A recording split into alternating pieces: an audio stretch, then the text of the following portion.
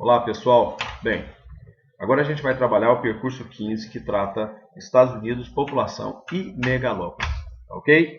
Bom, primeiro vamos falar sobre a distribuição da população. Abram seus livros na página 134, ok? Abertos os livros, página 134. Vamos lá então, né gente? Bom, quando falamos dos Estados Unidos e falamos de população, a gente está falando da terceira maior população do mundo, tá? Aproximadamente 317 milhões de habitantes. População maior do que a população do território brasileiro. Não é isso? Bom, continuando. A população nos Estados Unidos, segundo o nosso livro-texto, ela se encontra distribuída de uma forma bastante irregular, o que é algo muito comum em qualquer parte do mundo. Existem as áreas de maiores concentrações populacionais e as áreas com menores concentrações populacionais. Não é verdade? Bem, região mais densamente povoada dos Estados Unidos, a de mais antigo processo de industrialização. Lembra no capítulo passado?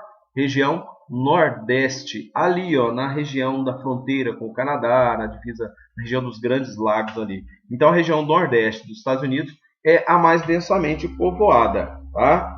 Bem, quando nós caminhamos da costa, vamos colocar assim, da costa leste para a costa oeste dos Estados Unidos, indo para o oeste e descendo para o sudeste, sudoeste, principalmente sudoeste, sudeste não. Nós vamos perceber o seguinte, que a população do território norte-americano nessas regiões, oeste e sudoeste, vão diminuindo, as populações vão diminuindo. Por que vão diminuindo? Por uma série de fatores. Primeiro, as grandes concentrações populacionais, vamos colocar a maior concentração populacional região Nordeste, atrai um fluxo muito grande de pessoas para aquela região, em busca de quê? De trabalho, de melhores condições de vida. O processo de modernização, industrialização da nação contribuíram para isso. Tá? E a gente percebe o seguinte, que na região oeste e na região sudoeste, o processo de produção agrícola, agropecuária, foi intenso. E nós sabemos, estudamos no percurso anterior, que a agropecuária nos Estados Unidos ela é extremamente tecnológica. Utiliza-se muita tecnologia, o que substituiu o trabalho das pessoas que foram liberadas para sair do campo e irem morar na cidade. Foi isso que aconteceu? Então, é um fator importante citado pelo nosso livro-texto. A agropecuária nos Estados Unidos, altamente mecanizada, ela promove uma queda na concentração populacional, tanto na região, nas porções oeste, quanto sudoeste nos Estados Unidos. Tá? E é interessante a gente observar que mesmo com esse fator, existem algumas cidades importantes nessas regiões, como por exemplo San Diego, São Francisco e Seattle. Não é? Bom, continuando. Existem ainda algumas áreas nos Estados Unidos que apresentam uma grande escassez de atividades e de populações. Por quê? Áreas consideradas de difícil povoamento, como as regiões de desertos e as regiões de montanhas, não é isso? Também, por exemplo, no território dos Estados Unidos, lá no extremo norte do continente americano, o Alasca, onde nós sabemos que faz muito frio e a gente tem o elemento anecúmeno de difícil ocupação humana presente naquela região. Não é? Bom, o espaço urbano nos Estados Unidos também é estudado pelo nosso texto. Aqui na página 135 a gente começa a trabalhar. Nos Estados Unidos existem 30 regiões metropolitanas, ou seja, aglomerações urbanas com mais de uma cidade, com mais de 1 milhão de pessoas vivendo. Então, isso quer dizer que existem grandes concentrações populacionais. Metrópoles, 30 regiões metropolitanas, claro, de tamanhos variados. Então, a gente sabe que quando nós temos duas metrópoles ou mais interligadas, com várias cidades menores entre essas cidades, nós temos a formação de uma área densamente povoada, não é isso? Grande povoamento, grande concentração populacional, e essas áreas recebem o nome de regiões megalopolitanas, as chamadas megalópolis. E a gente vai destacar aqui as 3 megalópolis dos Estados Unidos. A primeira megalópole, né, que nós já estudamos, é chamada Boswash, que vai de Boston a Washington, né? Extremamente importante ali na região nordeste dos Estados Unidos, onde nós temos cidades importantes como Washington, que é a capital dos Estados Unidos, e Nova York, capital financeira, centro financeiro internacional. Não é isso? Então, ali, as decisões políticas e econômicas que interferem em várias políticas no mundo inteiro, em vários países, elas surgem ali na região nordeste dos Estados Unidos, na região da megalópole Boswell, a maior concentração populacional dos Estados Unidos.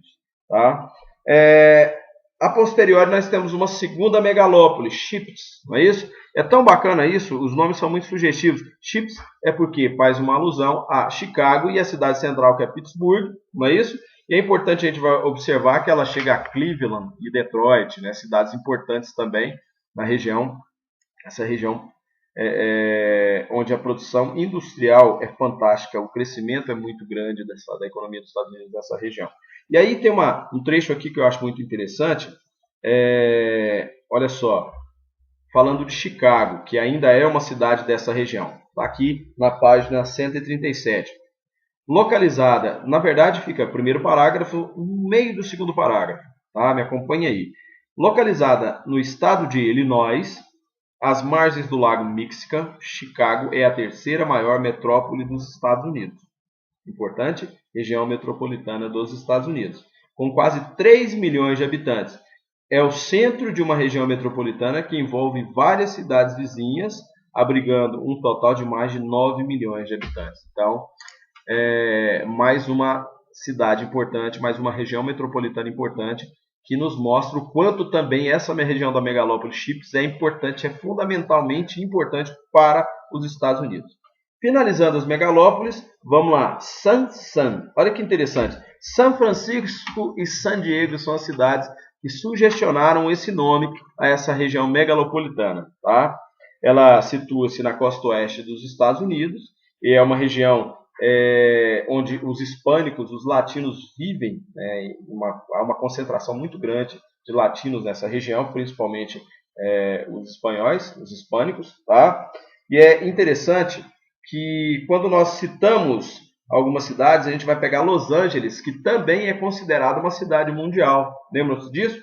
Quando nós falamos de Los Angeles, nós falamos de elementos importantíssimos, além de uma capacidade de produção econômica muito grande, incluindo e envolvendo grande utilização de tecnologias, nós temos na região de Los Angeles, né, a famosa Hollywood, onde nós temos uma grande indústria cinematográfica, não é isso? Que acabou originando até uma Bollywood na Índia, onde se produz a maior quantidade de filmes possíveis, né? Bom, e ainda em Hollywood, várias gravadoras, né? A indústria fonográfica também tem a sua sede ali em Hollywood, além do cinema, a indústria fonográfica. Tá, beleza? Bom, então nós vimos 3 grandes megalópolis, Boswell, Chips e San, ok? Cada uma com as suas características peculiares. Agora, ainda falando da megalópole San, a gente vai falar do Vale do Silício, né, na costa oeste dos Estados Unidos. O Vale do Silício, que eu já citei no percurso anterior, é importante estarmos falando que é uma região onde existe um grande tecnopolo, com grandes cidades, grandes universidades, uma enorme concentração populacional, um número muito grande de indústrias, principalmente de indústrias de alta tecnologia como IBM, Microsoft, Apple, Google, Facebook e outras indústrias que são extremamente relacionadas à alta tecnologia, indústrias dos Estados Unidos que comercializam seus produtos pelo mundo afora. Então essa região do Vale do Silício, ela é principalmente caracterizada por apresentar-se como o maior tecnopolo do planeta, né? Bom, um país com grande potencial de produção econômica, com tanta riqueza, só poderia atrair pessoas para aquele território. Então, os Estados Unidos, aqui na página 138, começamos a falar da imigração dos Estados Unidos ontem e hoje. A imigração, ou seja, a entrada de imigrantes. Então, os Estados Unidos constituem a maior área de imigração do mundo. Nenhum lugar do mundo atrai tantos imigrantes quanto os Estados Unidos da América. O sonho americano está vivo até hoje, né? Muitas pessoas querem mudar para os Estados Unidos para viverem o sonho americano. Tem até uma frase extremamente vamos colocar assim, equivocada. O cara está aqui no Brasil e diz assim, eu estou indo para a América. Ele está na América. Ele está indo para a América do Norte, para os Estados Unidos. Mas os próprios estadunidenses, eles consideram os Estados Unidos a verdadeira América, né? Isso é um assunto bacana de ser discutido, sim. Tá? Bom, a imigração dos Estados Unidos, o nosso livro-texto, na página 139, coloca ela em 3 ondas, divide ela em 3 ondas, tá? E em um período de pausa. Vamos olhar aqui na página 139, principais ondas migratórias, tá? Imigratórias, na verdade, que traz a entrada de pessoas nos Estados Unidos. Bom, primeira onda migratória está aqui, transcorreu no início da chamada Marcha para o Oeste, de 1840 até o final da Guerra de Secessão, em 1865, quando cerca de 4 milhões de imigrantes vindos de diversas partes da Europa, sobretudo ingleses, irlandeses e alemães, chegaram ao país, principalmente pelo porto de Nova York, né? Bom, então naquele momento os Estados Unidos estavam iniciando o seu processo de ocupação. Os Estados Unidos eram a terra das oportunidades, não é isso?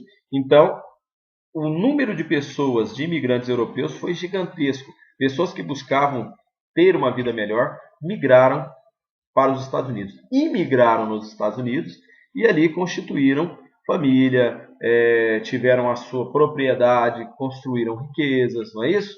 Alguns voltaram porque não conseguiram construir muita coisa, mas é extremamente significativo o número de pessoas que realmente melhorou de vida ao ir para os Estados Unidos naquela época.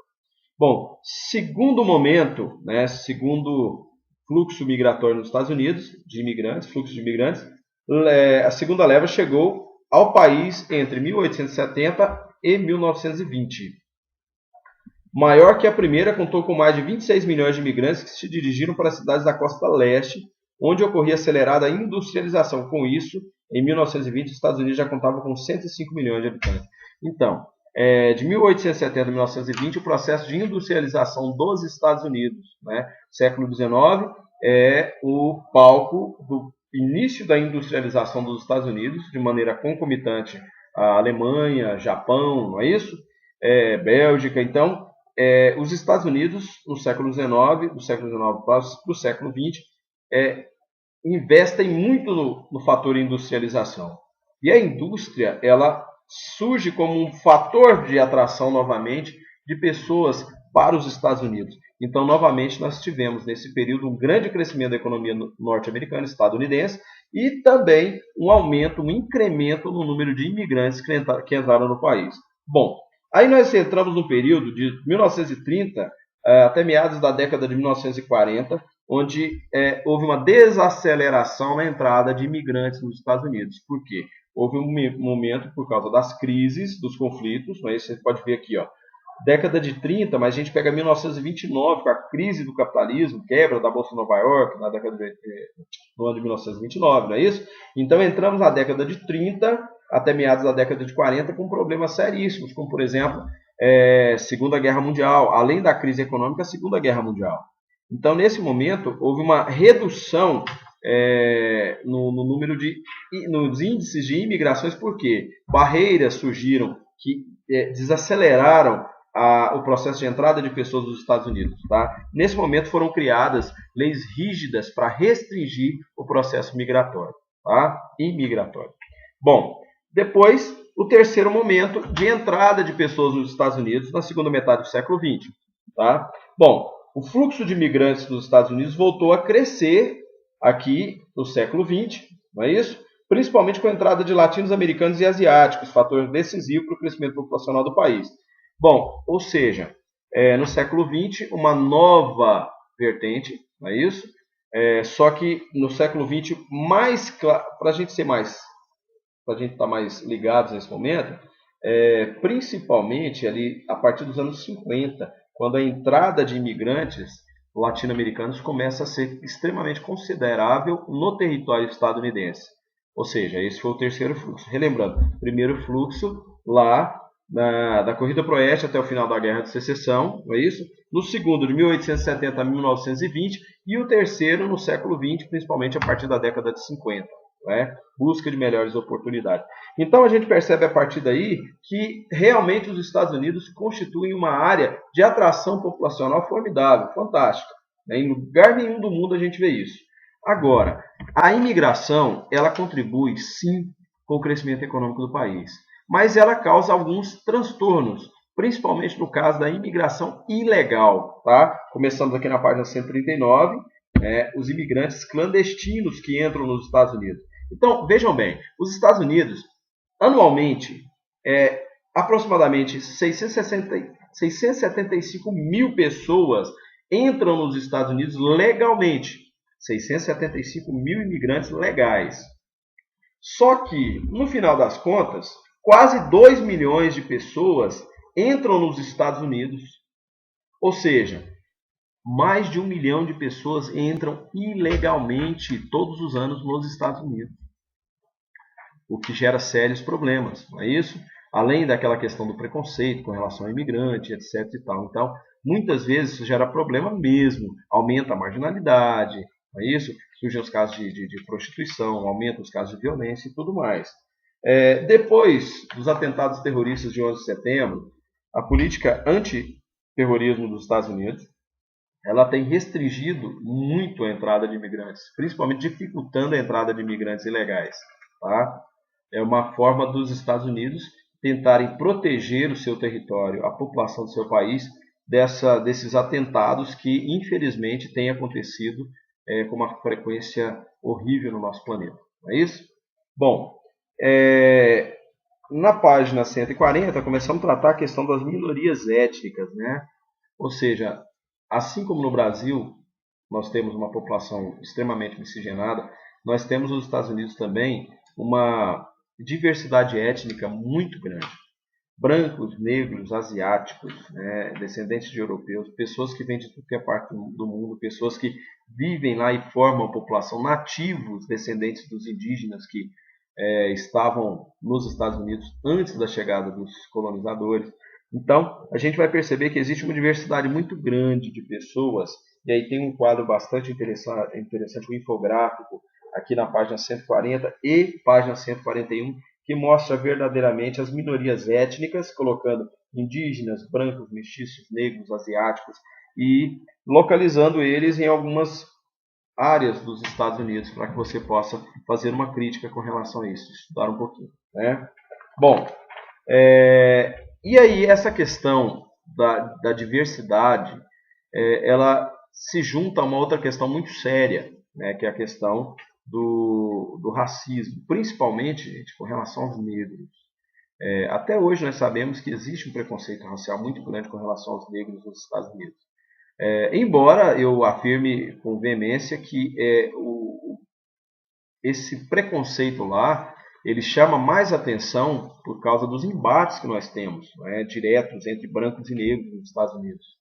E nós sabemos que aqui no Brasil, por exemplo, nós vivemos em uma nação extremamente preconceituosa, onde o racismo existe, o preconceito racial existe, e com uma intensidade muito grande. Só que, ao contrário dos Estados Unidos, onde a coisa é declarada, abertamente, está explícito ali, aqui no Brasil ela está implícita.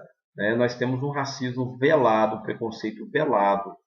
Basta você entrar nas grandes redes de lojas em shopping centers, não colocar grandes redes não, aquelas lojas onde você compra produtos mais caros, dificilmente você vai ter um vendedor ou uma vendedora negra, não é isso? Infelizmente isso acontece no Brasil. Antigamente utilizava-se nos anúncios a chamada boa aparência. O que era ter boa aparência naquela época? Era ser branco. Ser negro não era ter boa aparência.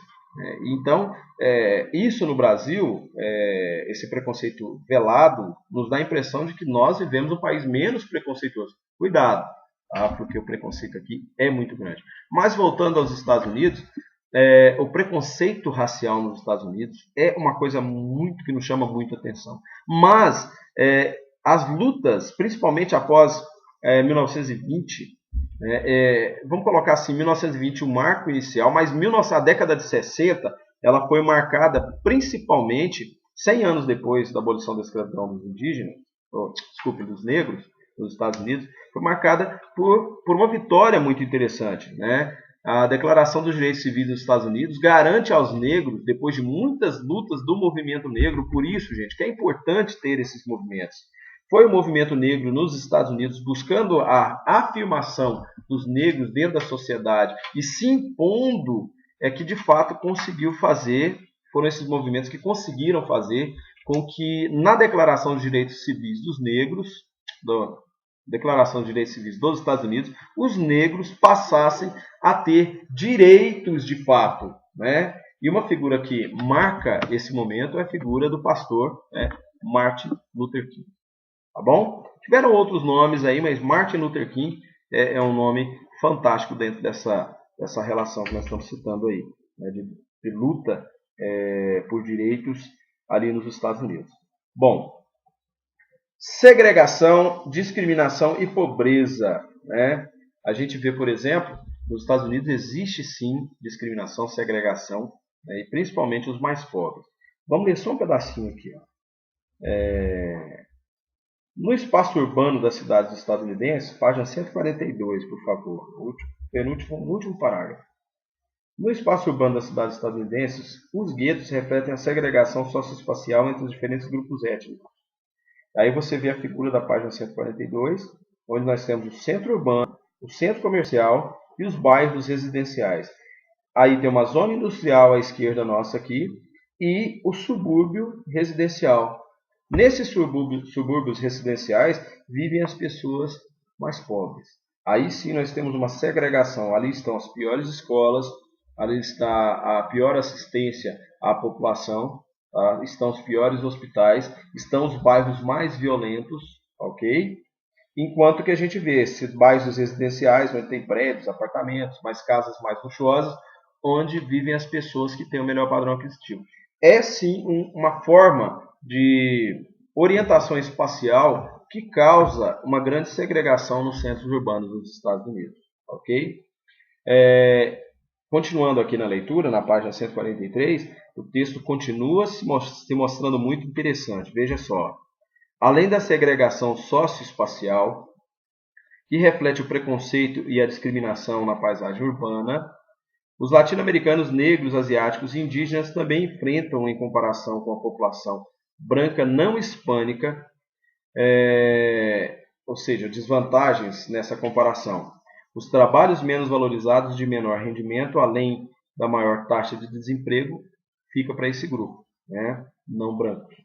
Embora existam entre essas minorias indivíduos vivendo em boas condições econômicas e sociais, de modo geral, eles são menos protegidos do crime, da violência, da doença e da pobreza, né?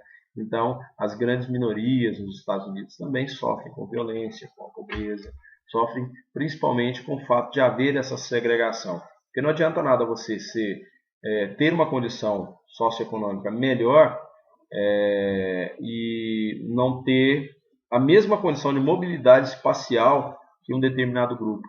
E aí você acaba vivendo uma região mais violenta, acaba sendo alvo de uma violência que todas as pessoas daquela região acabam sofrendo. Ok?